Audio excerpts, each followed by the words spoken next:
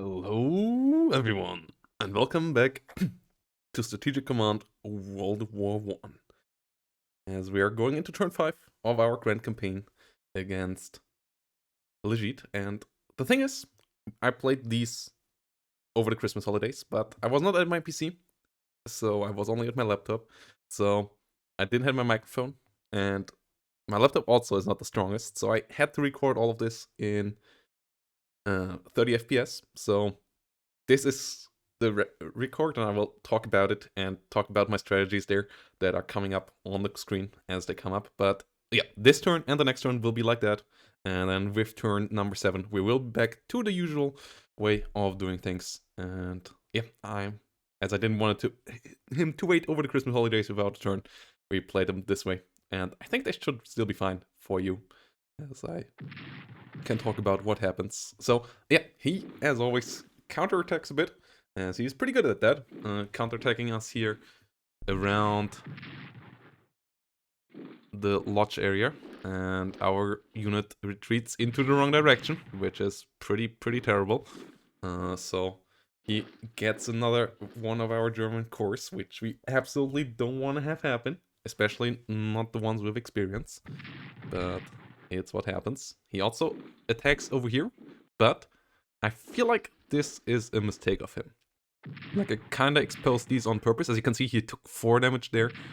He gets us down to 1 hit point, but I don't quite remember if he can finish us off. Yes, he can, but he takes another 2 hits on each of these units. So all of these units are damaged, all of these units can't be repaired. So our push towards the north here is going to be easier now, as all of his units are, instead of getting more entrenched, instead of getting more repaired, moved around, took damage. They didn't build trench levels, so I feel like that was actually good for us. That counterattack of his was actually good for us. We lost a unit, but we will be able to pick up units of his in return, as more of his units here do retreat. And go back further into the base. As you can see here, my PC, my laptop, was struggling a bit.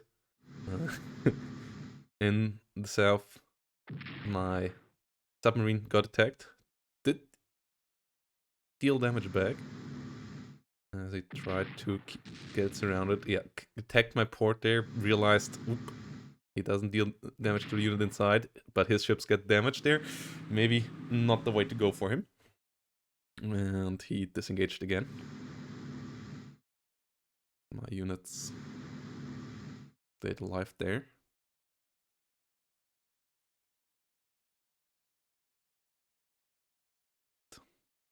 Move on to other parts of the map. Yeah, here, counterattacks in the south of the Russian, but as I said, I'm actually not against him attacking me with the Russians, because trading 1-to-1, I'm fine if he, on his turn, does that amount of damage to himself.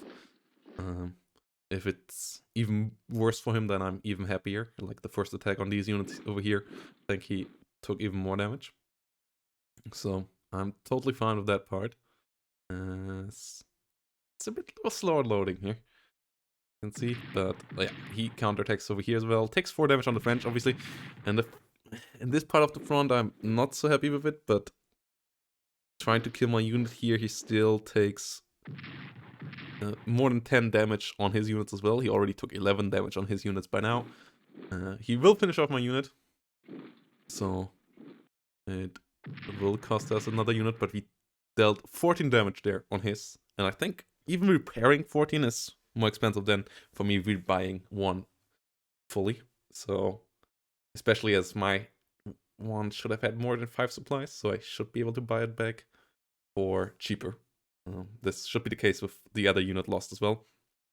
That got attacked by the Russians. Issue obviously is I don't have the unit at the moment, I can't move it around, but yeah, those deals are fine by me. Like, those attacks, I'm somewhat fine. Obviously, as long as we don't have higher entrenchment levels, the Western Front will be a bit annoying. As soon as we get higher entrenchment levels, we should be able to stop his attacks from happening. Or at least they will be so costly that they shouldn't be worthwhile for him as long as he is waiting for his artillery research. Like, artillery research is when that all changes again, and when the Western Front really becomes absolute nightmare, because every turn, one part of the front, or like every couple of turns at least, if you concentrate it more, a part of the front gets into an absolutely bloody pulp due to artillery being able to de-entrench units and also even deal damage to units directly. He gets the town down here, which is annoying, but the most important part down here is that he doesn't get to Jakobeni, which is a factory, and that factory gives us a good amount of production, so losing that would be really, really harmful for our war effort, as obviously the Austrians already don't have that much in the beginning. And yeah, he retreats here. Our ship, our submarine stays there alone, and I think this is where the turn ended. Where we were able to do our stuff.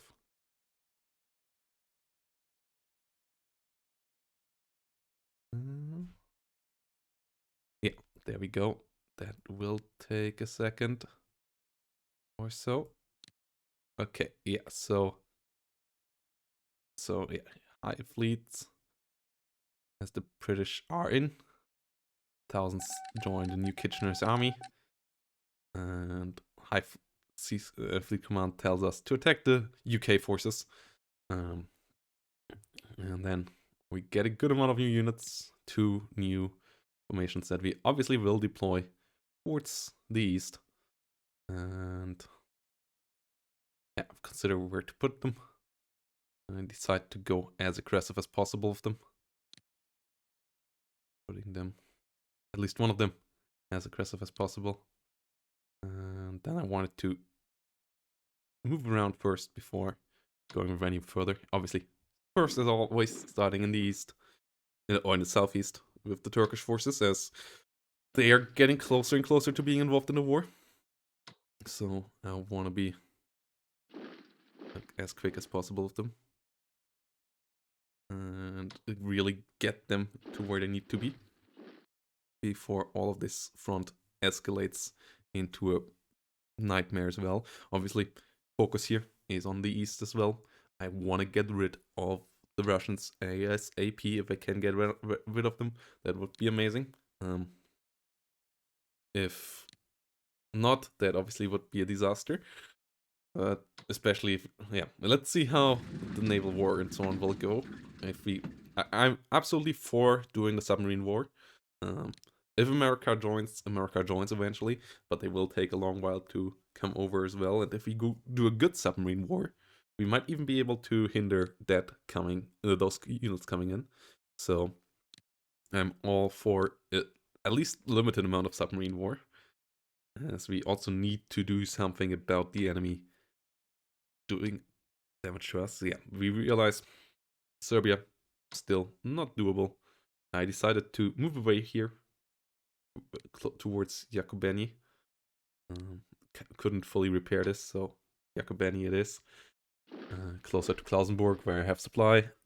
Moving into Czernowitz would have been suicide, as he would have just come at us again, but this time we wouldn't have been entrenched. So that would have not been a good idea.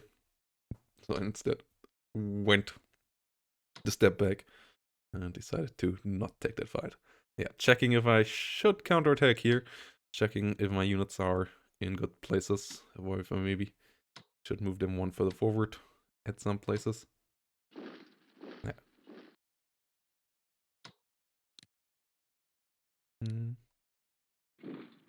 Wanted to get a bit outside of Emzil to have a bit more of a defensive perimeter to entrench it, and also to have a bit more line of sight onto the Russians, so that I am a bit closer to actually messing them up. Here we now start our offensive towards Riga, the most important offensive in the east in 1914, most likely. If we can get close to Riga before the winter completely ruins everything, that would be great. Hopefully November is still somewhat kind to us. In October. But as you can see, yeah, he wasn't entrenched here, so 2 of our attacks instantly wiped out 1 of his units. Obviously, German infantry units, due to better research of infantry doctrine, outclass the Russian infantry by a good bit, as Germany has infantry doctrine 2 from the get-go, but the Russians have infantry doctrine 0, just like the Austro-Hungarians. That's why the Austro-Hungarians versus the Russians is a fair fight. The Germans versus the Russians, not so much. Yeah, consider if I want to do some damage there, want to maybe project some power to the south, maybe not let him know how, where my actual push is going, do a bit of a confusion so that he can't pull more units out. I decided to have a unit at all times at the Mazur Lake line, or at least at Johannesburg. Like, I always want to have 1 unit at least in one of those defensive positions so they can't overrun me with a quick maneuver with cavalry or anything like that. Obviously, most units will continue moving north though, as that's also where most of my reinforcements in the next couple of months will come in when I get them. And then I want to swing, make that far swing versus Riga, make that the front line as fluid as possible. Like, I know a lot of people, as I talked earlier, do that pincer versus Brest-Litovsk, like between Grodno and Brest-Litovsk. I feel like they patched it nicely that this is not super easy anymore, and also obviously that's where the enemy knows, and that's where the enemy starts to entrench from the get-go, if as a human player. So trying to break that is tough. So I'd rather just go for the east, into a position where the enemy is not entrenched, and Riga feels like a good way to do that. Yes, we have a bit fewer units than the Russians, but with our units being so much better, it's nice. And yeah, now we go into Sweden as an ally. Yeah, we want to get Sweden into the war to make the front against the Russians even longer. Yeah, maybe do an invasion of Finland with the Swedes. That's our goal for diplomacy in this game.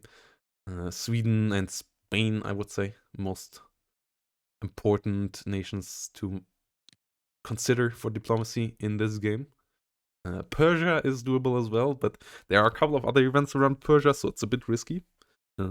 If you get Persia early in as the Central Powers before any events of the Entente trigger there, that could be really strong. I did that in one of my runs against the AI, I think, or maybe it was even in a game against Bubble Box a couple of years ago. The Persian army is nothing to sneeze at, and it can help out the Ottomans big time, especially like if the British land in Iraq, you can kind of backstep them there, and you overstretch their limited but elite forces, but then they don't know where to go, where to push.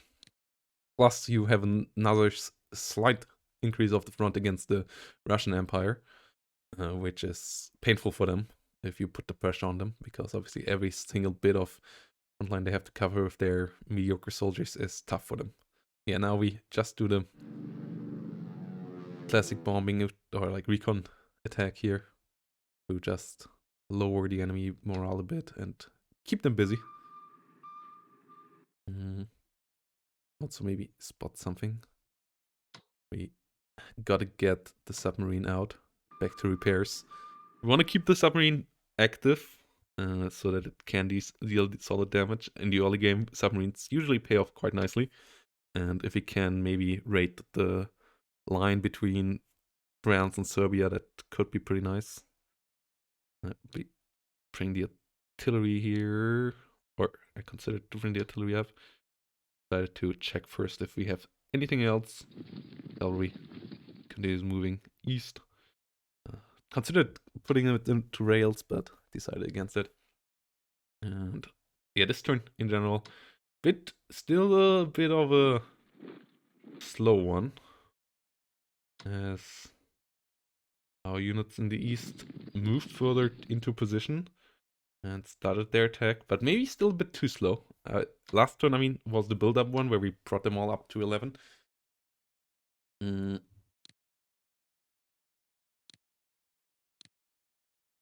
But this time around, we consider other things. Yeah, we have 89 points, and trench levels is a pretty important tech, but so is production technology.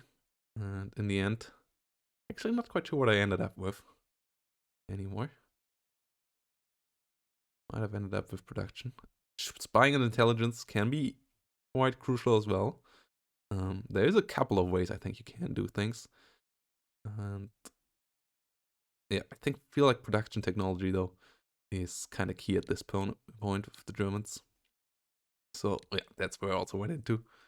And then this is about it with the turn. The Austro-Hungarians investing one more point into Sweden. So we get the 25% chance per turn to turn Sweden towards the Central Powers. And that would be, as I said, a pretty nice one. They have a good amount of cores. They also bring in a good couple of more ships, making it the fight versus the British at least slightly fairer. Still not equal, as they don't have any dreadnoughts. They sadly only have 3 dreadnoughts, but those still will help out in the potential big clash against the British.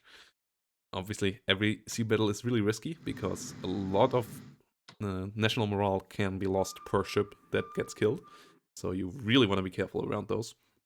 If you lose a dreadnought, that can cost your empire quite a bit. But if we can, by some way, shape, or form, get a nice shot onto one of the British dreadnoughts, if he ever oversteps welcome in the sea blockade or so, and maybe splits his forces too far between the 2 blockades, we will try to strike it. I know that might be one of my biggest advantages, my knowledge about the game's sea warfare. Though, actually, to be fair, in the World War I part of things, I'm also not as well versed as like in the Strategic Command World War II, World at War, where I actually played quite a lot of rounds with the Japanese and so on, like the carrier action and over there. I understand a good bit better than the pure dreadnought battles here. But yeah, in the end, this is the turn here. This is where it ends. I don't think anything major happens. I reinforce a couple of more units, and then we end it here. As I waited to see if anything special happens. Germany is still under blockade now, as the British have put up stuff there. And we get a decent amount of money. Hindenburg, we still pay for. Ottomans army, we still pay for. And we don't send anything to the Austro-Hungary this turn yet, because I feel like strengthening the German army ASAP for the stronger push in the north is important. And we already take a lot of pressure off Austria-Hungary by attacking the Russians with the Germans, as this way the Russians can't attack the Austro-Hungarian Empire that much. So I feel like keeping it with the Germans at the beginning is more important. With that said, I hope you enjoyed this turn. And as I said, one more turn like this. If you liked the turn, consider giving it a like and sharing it, and giving a comment and letting me know what you think about my strategies. Am I too slow? I have the feeling I'm slightly too slow, but let's see how it goes and if our push towards Riga can succeed in the upcoming turns. That's it. Have a nice turn. Bye bye, and see you next time.